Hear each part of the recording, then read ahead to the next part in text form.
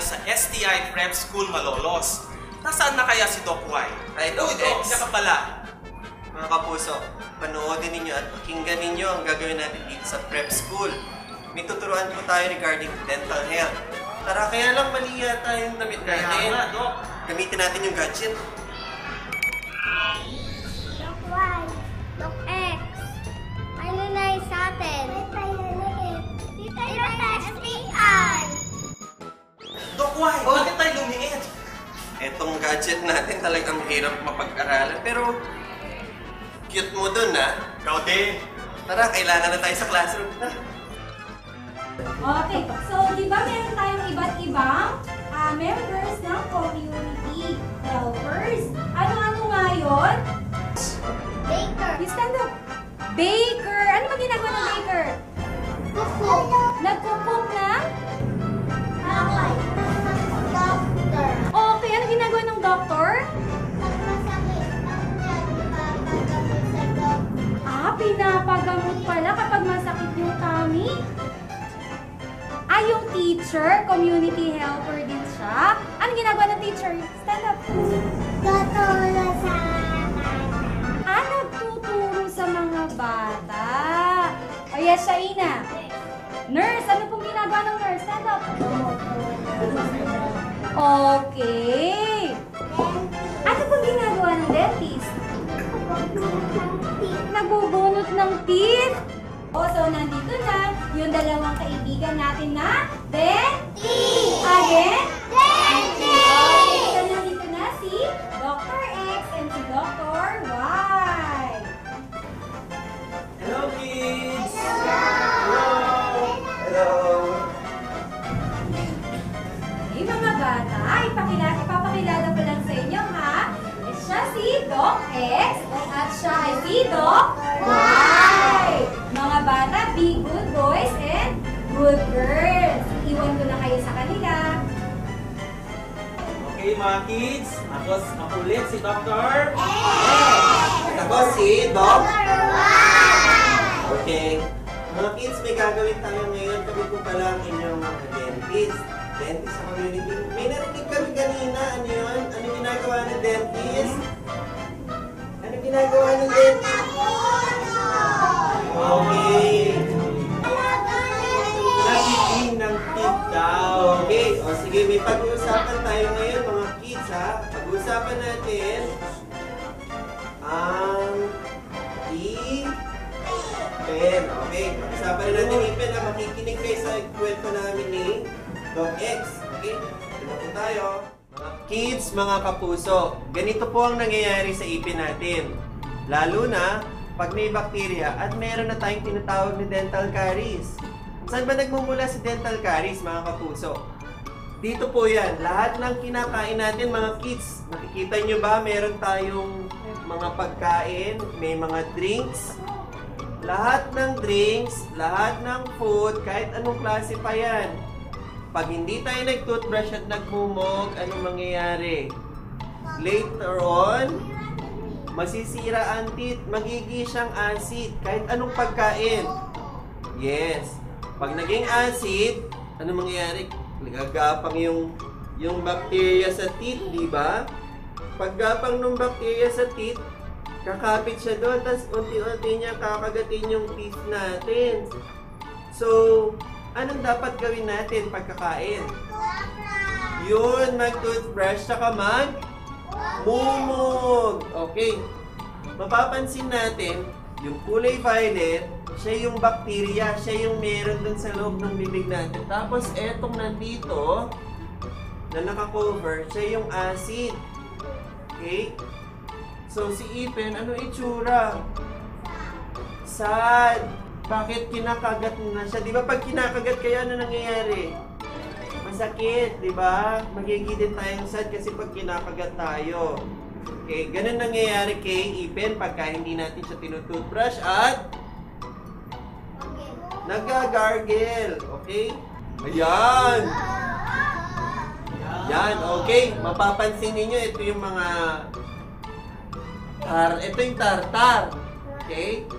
Ganyan mangyayari yung ipin ninyo pag hindi kayo nag-toothbrush. Ayan, mapapansin nyo dun sa dulo, pagka hindi tayo nag-toothbrush, ano nangyayari? Bumababa yung ilagin. Maganda bang umiti pagkapangit ipin? No! Okay. So, ano kailangan gawin?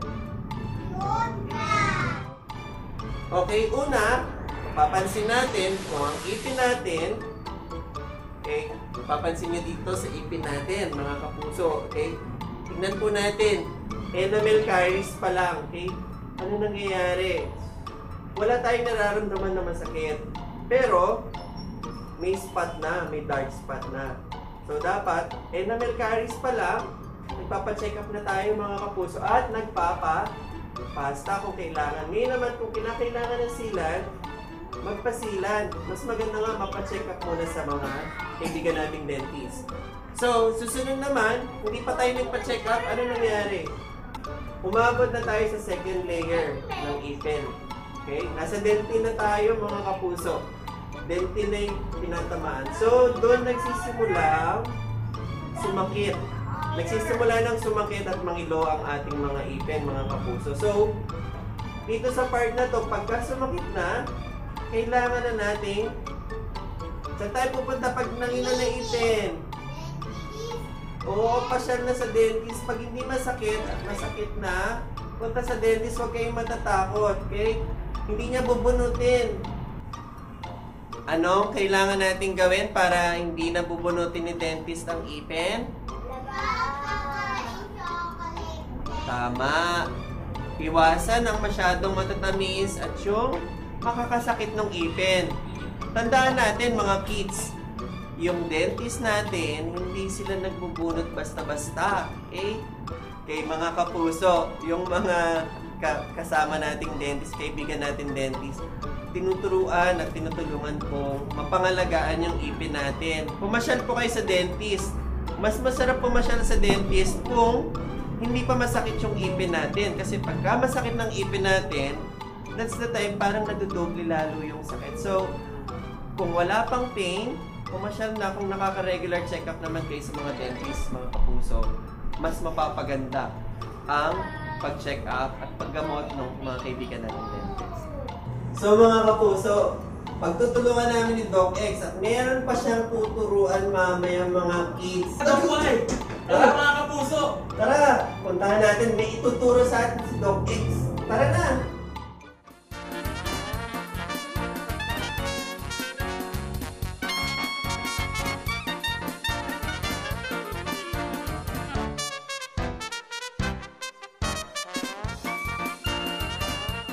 Mga kids, ako si Doc X.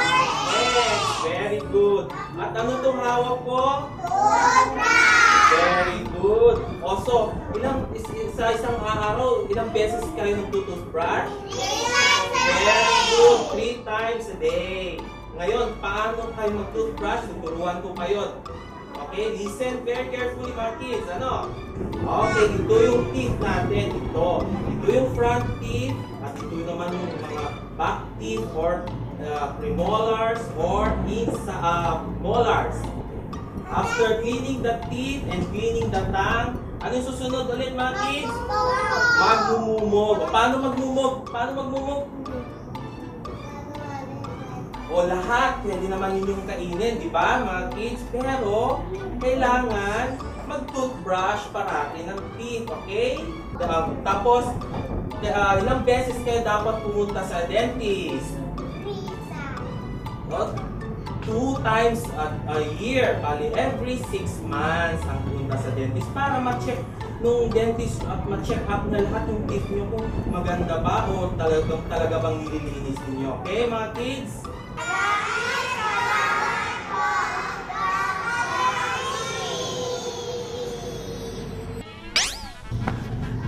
Mga kapuso, madami na naman tayong nagawa ngayong araw na to at marami tayong naturuan regarding sa dental health natin.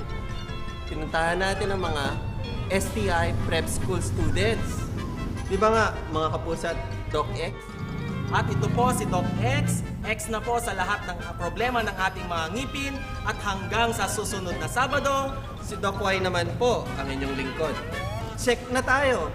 Ito po ang Dental Dynamic Duo para sa Doc Smiley!